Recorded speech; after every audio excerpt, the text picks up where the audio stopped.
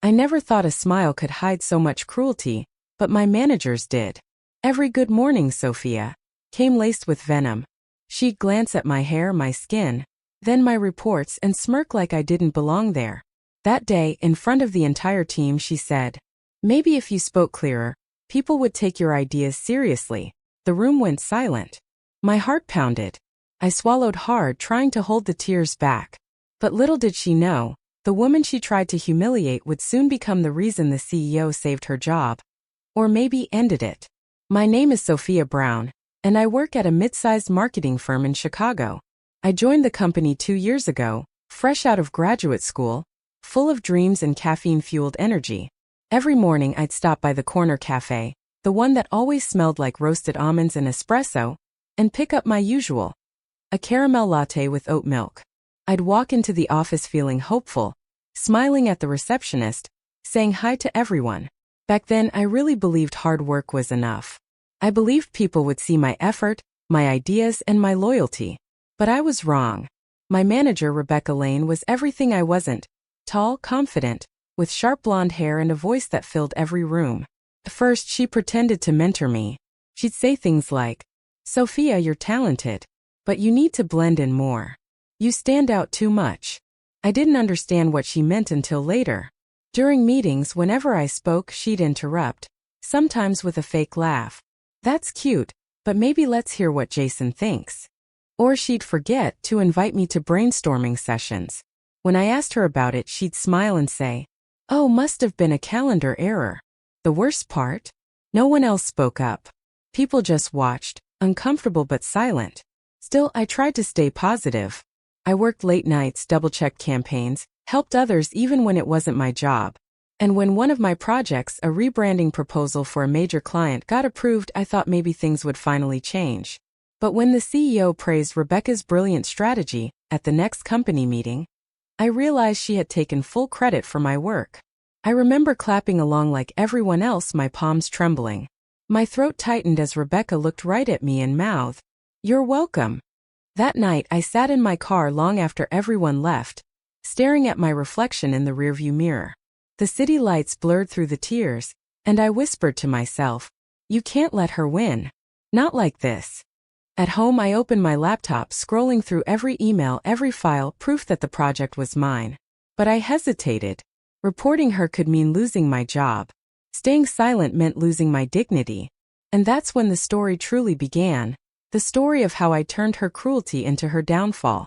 The weeks that followed were unbearable.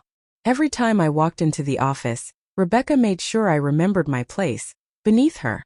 She'd drop files on my desk without looking at me. "Fix the client report, Sophia. You missed something again." Even when I hadn't. One morning she called me into her office. Her glass door made sure everyone could see us. She gestured toward the chair across from her desk with a painted smile. "Close the door." I did. My stomach twisted. She leaned back, crossing her legs. "Sophia, you need to understand how things work here. The executive team likes people who fit the culture." I frowned. "What does that mean exactly?" Her smirk widened. "It means don't make things about race or fairness. Just focus on doing your job quietly. People are watching." That word, quietly, stung more than I could explain. It wasn't advice, it was a warning. Later that day, during a client call, she intentionally muted me mid-presentation.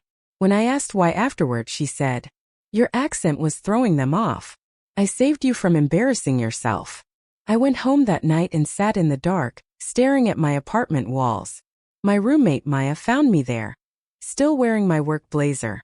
"Hey, Soph," she said softly. "You look done." I laughed bitterly. "I think I am." She sat beside me, handing me a mug of tea. "You've worked too hard to let her destroy you. You can fight this." But how? HR had lunch with Rebecca every Friday. The CEO was too far removed to notice. I felt trapped like a bird inside a glass box. Still, I couldn't ignore what I saw next. One Friday evening, I stayed late to finish a campaign report. As I walked past Rebecca's office, I saw her on a Zoom call with the client, my client.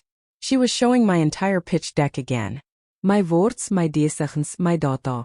I led this rebranding project personally," she said proudly. Sophia just helped with the drafts. My heart burned. I pressed my back against the wall and listened as the client replied, "Brilliant work, Rebecca. You really understand our audience." My hands shook. I wanted to scream, to burst in and tell the truth, but I didn't. Not yet. Because in that moment I realized something. Rebecca wasn't just cruel. She was predictable. She craved praise like air. And people who crave praise make mistakes. That night I opened my laptop again, but this time not to cry or complain. I started documenting everything. Emails, messages, timestamps, voice notes. A digital trail of every idea she'd stolen. Every lie she'd told. As I watched the folder grow, a new kind of calm settled in. I wasn't powerless anymore. Rebecca didn't know it yet, but the storm she created was about to turn back on her. The breaking point came on a Tuesday. It always happens on a day that looks ordinary. Bright sky, coffee in hand, small talk by the copier. You never expect betrayal to announce itself. Rebecca called for an emergency meeting that morning. The entire department gathered around the glass table. She wore that same red blazer she saved for big moments. And this time the big moment was mine, or so I thought. She clicked through the slides, presenting the company's new marketing campaign, my campaign. The one I'd stayed up nights perfecting. She never once mentioned my name. "This new direction," she said proudly, was a collaboration between me and our core leadership team. When the CEO, Mr. Donovan, clapped, I felt my world collapse in slow motion. The sound of applause echoed like thunder in my ears. Everyone congratulated her. Jason patted her on the back. And then Rebecca looked right at me, a flash of satisfaction in her eyes, and said, "Sophia, make sure to send me the updated analytics by tonight. Okay?" That was the moment something inside me cracked. I excused myself and walked straight into the restroom. The sound of the door closing felt louder than it should have. My chest tightened. My reflection in the mirror looked like someone I didn't know, tired, broken, small. Tears burned my eyes before I could stop them. I covered my mouth, trying not to sob out loud. I had worked so hard for what? To be invisible? To be used? Why me? I whispered. Why do they always see color before they see capability? My phone buzzed, a text from Maya. "Maya, how's work today? Surviving?" I didn't answer. What could I say? That I was suffocating in a place that smiled while crushing me? I left early that day, ignoring the looks as I walked past the cubicles. Outside, the Chicago wind slapped against my face, freezing my tears. I sat on a bench across the street, staring at the office tower, glass and steel shining under the sun, and I hated it. I hated that building. I hated that I let it define my worth. When I got home, I threw my bag on the floor and screamed into my pillow until my throat hurt. Then silence. I lay there for hours staring at the ceiling. Every insult, every stolen idea, every fake smile replayed in my head like a cruel movie. And somewhere between anger and despair, I realized something crucial. Rebecca didn't just want me gone. She wanted me erased. But she made one mistake. She underestimated the woman who saw through her. I sat up slowly, wiping my face. My body trembled, but my mind was clear for the first time in weeks. If Rebecca wanted to play dirty, I would play smart. Because now my pain had a purpose. And my revenge wouldn't be loud, it would be strategic. The next morning I didn't cry. I didn't even feel angry anymore, just focused. Like a lens snapping into clarity. Rebecca thought she had broken me. But all she'd really done was teach me exactly how to destroy her. Quietly, professionally, and perfectly. I started with evidence. Every night after work, I'd sit at my kitchen table with a cup of tea and my laptop glowing in the dark. I organized every email, timestamp, draft version, and client correspondence into folders. Proof that I was the real mind behind our biggest campaigns. But I needed more than proof. I needed witnesses. So, I began playing the same game Rebecca played, smiling, pretending, listening. At lunch, I'd sit with my coworkers again, joking, nodding, asking small questions. Slowly, they started talking. Jason told me Rebecca had taken credit for his work before. Another teammate whispered that Rebecca often used image control tactics to keep her team quiet, threatening bad performance reviews if they spoke out. I documented everything. Then one day I heard about something that changed everything. Rebecca was preparing to present our biggest campaign pitch yet. A multi-million-dollar client deal that could decide the company's future. And she was using my strategy deck, once again stripped of my name. That's when I knew. This was the moment. I carefully updated my version of the presentation, the original one I had built, complete with all the data insights and market simulations. Then I embedded my digital signature in every file. Metadata only visible to upper management if checked. But I didn't send it to Rebecca. I sent it directly to the CEO, Mr. Donovan. The email was short, calm, and professional. Hi, Mr. Donovan. I wanted to ensure you had access to the accurate and complete data for tomorrow's pitch.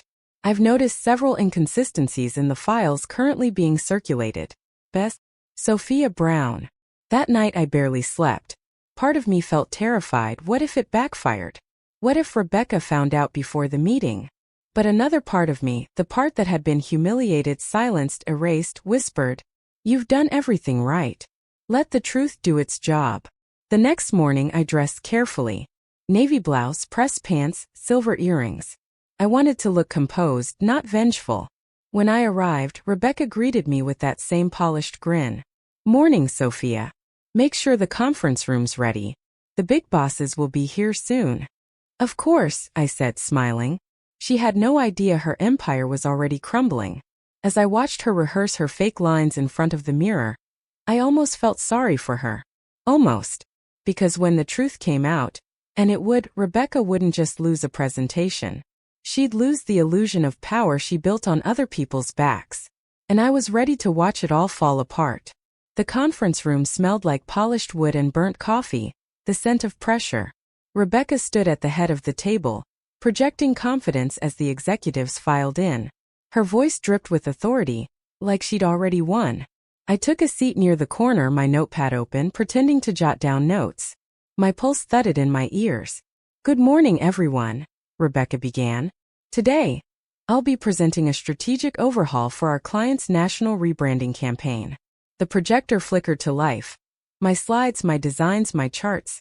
Every color, every line exactly how I'd made them. She clicked confidently through the first few slides, speaking as if the words were hers. "We identified untapped demographics through cross-channel data analysis," she said smoothly. I kept my eyes on the CEO. He wasn't smiling. By the third slide he leaned forward, narrowing his eyes. "Rebecca," he interrupted. "Can you explain how you sourced this data set? It looks unusually detailed." Rebecca hesitated, then smiled. "Oh, of course, sir. My team and I." "Your team," he cut in. "Or specifically, Sophia." The room went dead silent. Rebecca's confident mask cracked. Sophia contributed, yes, but the concept was mine." Mr. Donovan tapped the screen with a pen. "Interesting. Because the metadata on these files lists Sophia Brown as the author. And the version history shows it was edited only by her." Every eye turned toward me. Rebecca froze. Her lips parted, but no sound came out. I looked up slowly, meeting the CEO's gaze. "That's correct, sir. I led the research and built the campaign. I sent you the verified version yesterday to avoid confusion." He nodded. "Thank you, Sophia." Rebecca's voice rose, panicked. "This is a misunderstanding. Sophia must have."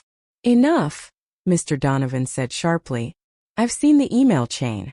I've also received similar complaints from other staff members about credit misappropriation." She went pale. He turned to the HR director. "We'll discuss Rebecca's future with the company after this meeting." Rebecca looked at me, then really looked at me like she was seeing me for the first time. But it was too late. The rest of the presentation, Mr. Donovan asked me to continue. My hands trembled slightly, but my voice stayed steady. Every word carried 2 years of silence finally breaking free. When I finished, the room erupted in applause, real applause this time. Not for Rebecca. For me. As I left the conference room, Rebecca sat there motionless, her red blazer like a warning sign fading into the background. For the first time I felt the air in that building again, crisp, light-free. Outside I called Maya. "It's over," I said, smiling through tears. "Did you do it?" she asked. "No," I said softly. "The truth did." And for the first time in a long time, I finally felt seen. It's strange how quiet victory can feel. There were no fireworks, no dramatic music, just silence. The kind of silence that feels like peace. The next week, the office felt different. People greeted me with genuine smiles instead of pity. Some whispered congratulations when I walked by. Others just nodded respectfully, the way you do when someone's earned something the hard way. Rebecca was gone. HR confirmed she had resigned effective immediately. They said it politely, of course, corporate language for she got caught. Mr. Donovan called me into his office 2 days later. His tone was calm, almost fatherly. "Sophia," he said, "I owe you an apology. I should have seen your talent sooner." I smiled a small, tired smile. "Thank you, sir. I just wanted fairness. That's all." He nodded, then added, "You're being promoted to senior strategist. Effective next week. I hope you'll stay with us, the right way this time." When I left his office, I didn't feel like celebrating. Instead, I went outside, stood under the winter sunlight, and took a long, deep breath. It smelled of snow and freedom. That night, I cooked dinner for Maya. Pasta and red wine, our little ritual for survival. She raised her glass. "To karma." I laughed softly. "To patience," I said. "And to proof that quiet people aren't weak. They're just waiting for the right moment to roar." We clinked glasses. The sound was small but powerful, like a promise. Later, as I sat by the window watching snowflakes drift past the city lights, I thought about everything that happened. For so long, I believed my voice didn't matter, that I had to shrink to be accepted. But the truth is, the world doesn't need us to shrink. It needs us to stand tall, even when our voice shakes. Rebecca taught me something without meaning to, that no matter how hard someone tries to erase you, your light will always find a way through, especially if you refuse to dim it yourself. Now, when I walk into that same building each morning, I still smell coffee and hear keyboards clicking. But something inside me has changed. I no longer walk quietly. I walk with purpose. And sometimes when I catch my reflection in the elevator mirror, the same mirror that once showed me a broken girl, I see a woman who survived, who fought back, who turned humiliation into growth. A woman who learned that revenge doesn't always mean destruction. Sometimes revenge means becoming everything they said you couldn't be. When the police finally arrived, I was still standing there, frozen, shaking but free. They handcuffed Martin, who kept shouting that I had ruined his life. I wanted to laugh. He had tried to destroy mine first. The officers asked for my statement and I told them everything. The late-night stalking, the hidden cameras, the messages he'd sent under fake names. For the first time in months, I felt the weight slowly lift off my chest as the truth finally came out. A week later, I received a call from the HR department. They apologized for not believing me sooner. Martin had been fired and charged with harassment and assault. They even offered me a promotion, but I turned it down. I didn't need their apology or their office politics anymore. What I needed was peace. I moved to another city, changed my number, and started fresh. Sometimes I still look over my shoulder, a habit I can't quite break, but it reminds me of how far I've come. Because I learned something powerful. When you stop being afraid, you stop being controlled. Now, every morning when I look in the mirror, I whisper to myself, "You survived. You won."